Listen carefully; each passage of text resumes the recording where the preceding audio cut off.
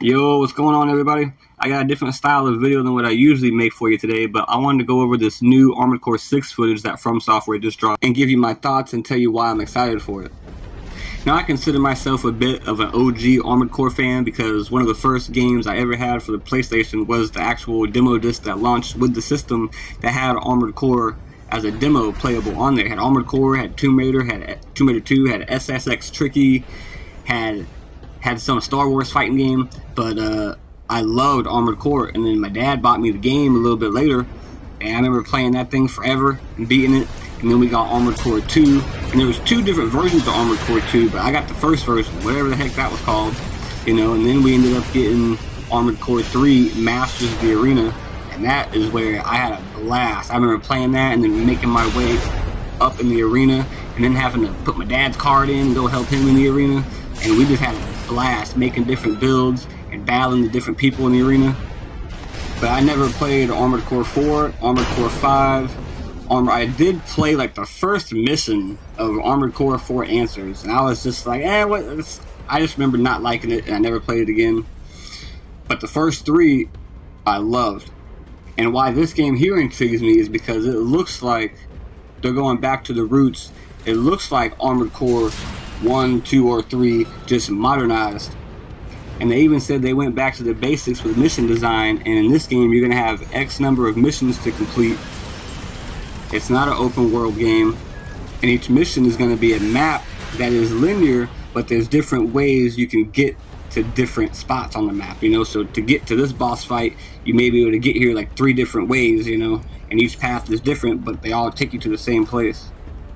And I'm a fan of that. I don't want to be out here in a big open world with a whole bunch of filler or collectibles or anything like that. And I know they could make it like an Elden Ring where it's not full of filler and collectibles and stuff like that, but I'm glad they chose this route to go back to the basics, back to its roots, as far as the mission design goes. And in the old games, you would beat missions that were called sorties. You would beat them to get credits, and each time you beat a new mission, you would unlock new parts, but then you would need the credits to buy the parts, so you might have to go and do the mission again or whatever to farm some credits. And in this game, they really didn't elaborate or say too much about that, so I don't know if that's what we're going to be doing here. We're going to have to do missions again to get credits, and are we going to have to do missions to unlock parts that we can then buy with the credits? I'm not too sure how that whole gameplay loop is going to go, but from what they're showing off here, and from the boss fights, and from the parts you can put on, that you can see right here, all types of different legs, generators. Look at this dude, he looks freaking sweet. And he said that's essentially what you're going to be doing, is you're going to have a build, you're going to go in there, you're going to fight some boss, and then maybe this boss is really fast, and he's got a wide reach or something, so your mech needs to be more agile than it currently is. You need to be able to get in and get out fast. Look how fast this big thing here is. Can you imagine if you had tank legs and you were slower? That probably would not be a good build to have during this fight. It looks like this fight you're going to need something fast and very agile. You're not going to want to fight this thing with tank legs and going all slow and no real thruster speed, because he looks big and he looks fast. So I think you need to be even faster.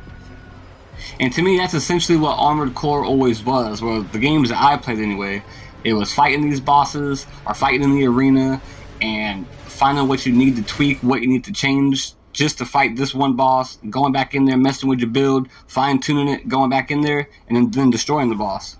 And this looks very much like it's in spirit with the older games, and I love it. But this combat looks absolutely awesome. It looks fast, it looks fluid, it looks beautiful. Granted, we don't know how it plays until we get it in our hand and we can fly around ourselves and shoot these freaking missiles at people. And I know people had a problem with Armored Core 4 and 5. One of them had insane movement, it was just boosting and flying around everywhere. And then the other game was more grounded. So in this looks like it's a good mix of both, depending on who you're fighting and what type of build you build for yourself.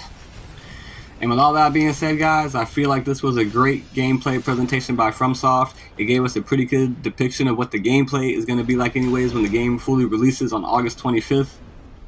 And I'm not going to lie, it got me excited for Armored Core again, which is cool, because I haven't been excited for Armored Core in a long time.